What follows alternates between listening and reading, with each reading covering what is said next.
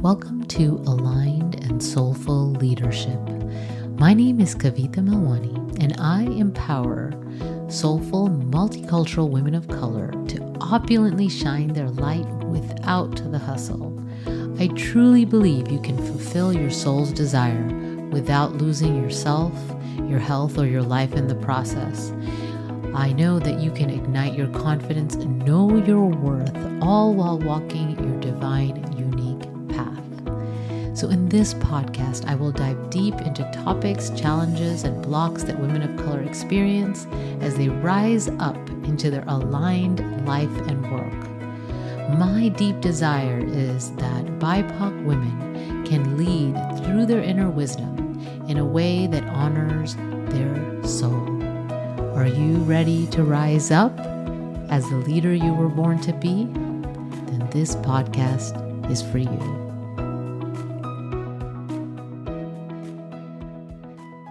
Hi, this is Kavita with Aligned and Soulful Leadership. So what do you think of when I mention that it is essential that you find your voice? What feelings come up for you? I know when I think of finding my voice, what automatically happens is that I start to think about times that I didn't use my voice. Like when I didn't ask for what I wanted or forgot or to ask and advocate for myself, right? Going back into my old patterns, or I didn't state my truth, or I didn't stand up for myself. So that's what I think about when I think about finding my voice. And the feelings that come up for me are kind of maybe even can go into a little bit of shame, right? Of that, like, why can't I do that? Why do I keep letting people walk all over me? Why couldn't I stand up for myself? Why couldn't I speak up at that meeting and say what I thought? Okay. So I just want to come to you with some reasons that as a woman of color in a leadership position, why finding your voice might be difficult. Okay. And what are some challenges that you may be facing when you're trying to access your voice? And then some strategies to help you if you find yourself in those situations. Okay. So for some people listening to this podcast, honoring yourself may come naturally and easily, right? But this is nuanced and complicated for others. And so some of the women that I work with, myself as a first generation immigrant, it's not so simple for me to express my truth. And, as a leader, it is so important for me to be able to express myself, right? And for my clients as well.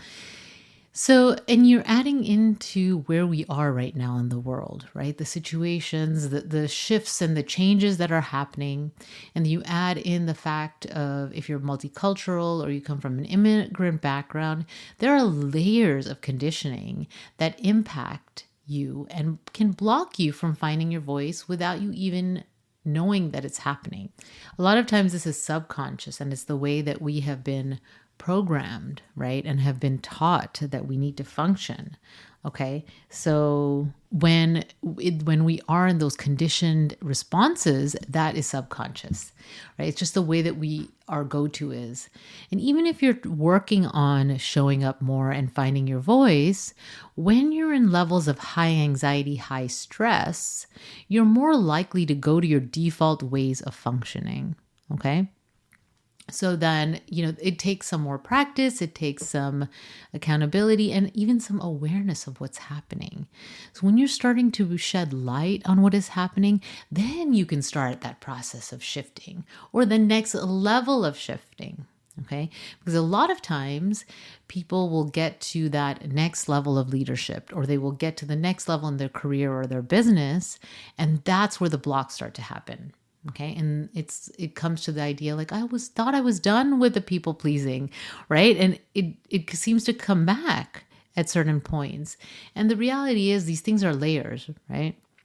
It was once I heard it described as a spiral staircase, right? So you're going up the staircase and that it seems like you're back at the same place, but you're at a different level. Okay, so I don't want you to get discouraged if that's happening to you. And know that every time you get to this next level in your career, in your life, in your work, that, these things come up and we just work through that next level. And so the very act of finding your voice can go against your conditioning. Okay, many of us were conditioned that we should blend in and make sure that we don't ruffle feathers, right? You're supposed to put your head down and work, and that people will notice you because you work hard. Okay, and so I'll tell you this, something you may have noticed: working hard as an avenue to get notice rarely works.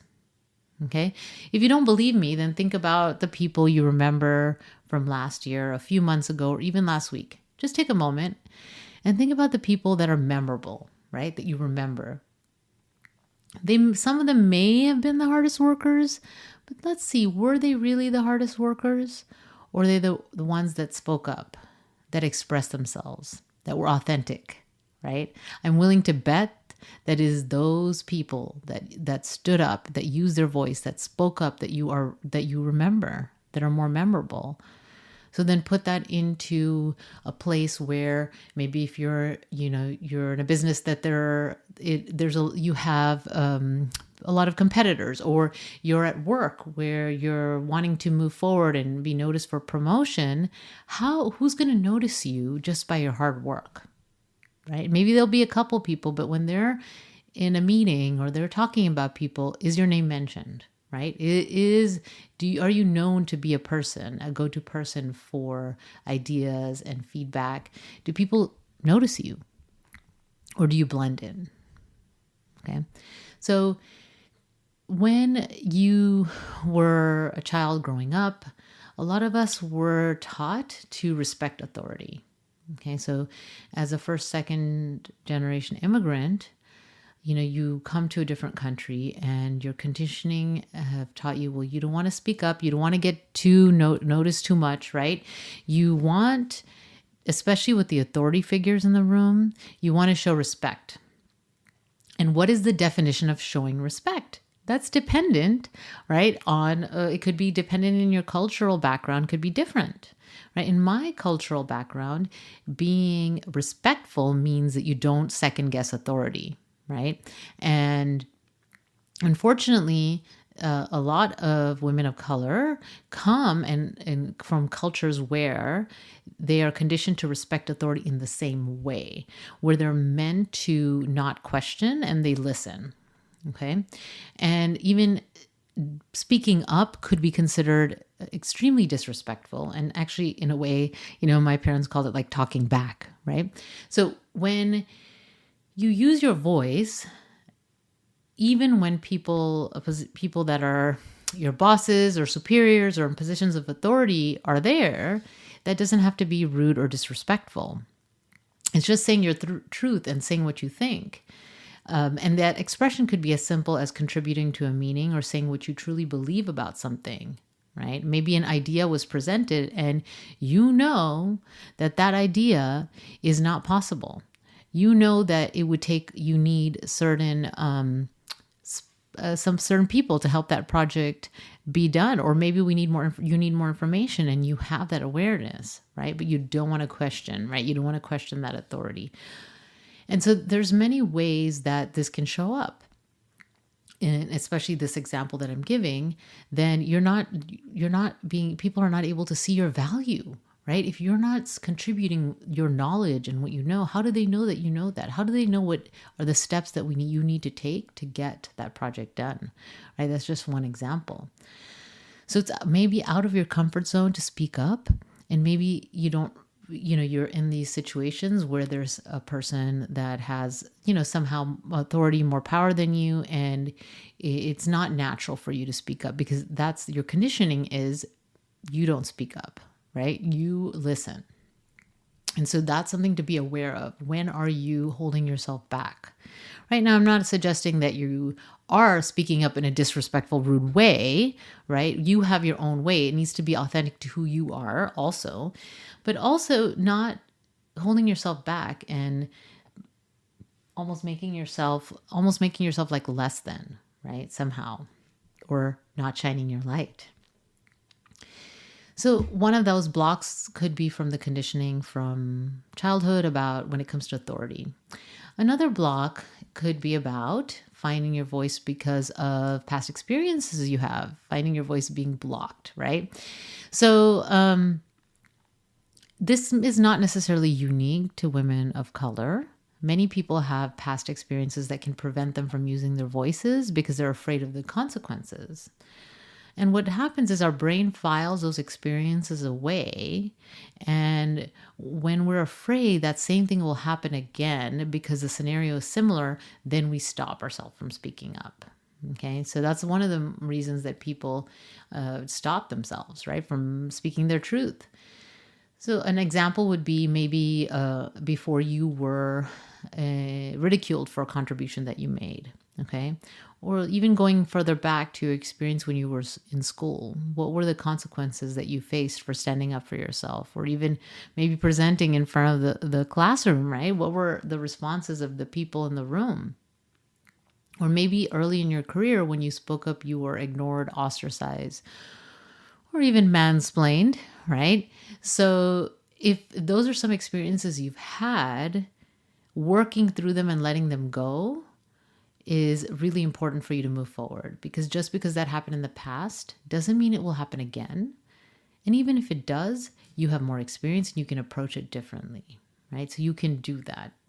And so notice when those past experiences, when you were maybe presenting or speaking, you were held back or made to be felt less than somehow, or that you were not good enough, okay? So a third reason, and this one I've heard from so many women of color, okay? Good girls are the quiet and pretty ones, okay? So that is not the loud ones. And you may have been taught or conditioned that you want to be a good girl. I know I have been taught that, right? So it's not culturally appropriate for you, especially around certain men, to speak up as a woman. So I have had to work on this for myself. And I know that I've had clients come to me with this challenge because they came from families where they were taught as women that, as you know, you're supposed to be smiling, right? And it was not becoming of them to say what they were thinking. And, you know, they need to, you know, to be a good girl, you just do the work and you smile while you're doing it, right? And so how is that contributing to you being quiet and not speaking up? How is that contributing to you just doing work that's way beyond the scope of what you should be doing in your job description? Okay. I have clients that I know, they have told me that there are often men, and this is not a male bashing podcast, okay? But this is just an example of what I've been seeing, is that oftentimes they'll have the same title, position as a male, and as a woman, they are taking on a lot more accounts or people, or however you measure your workload, right? The metrics.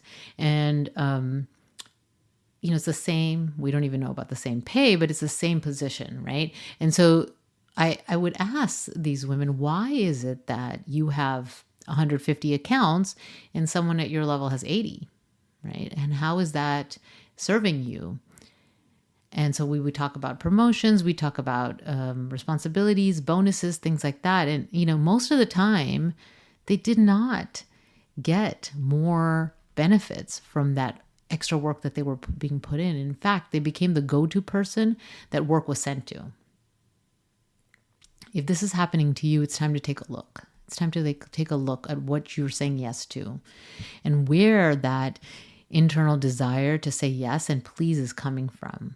Right? Oftentimes it is from that conditioning. Okay. And the conditioning about what makes a good girl. Okay.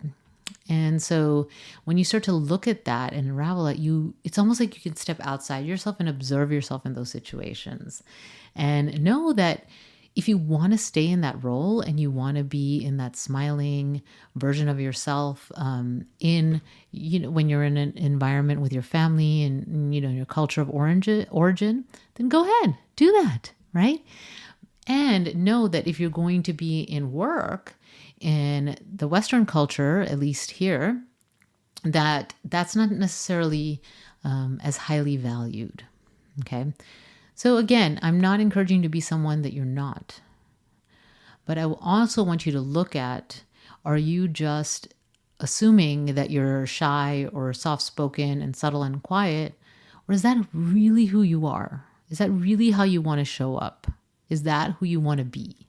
Okay. Leaders have to use their voice, right? If you're going to be in a position of leadership, you're going to have to learn how to set boundaries. You're going to have to learn how to say no as a complete sentence, right? Without an explanation.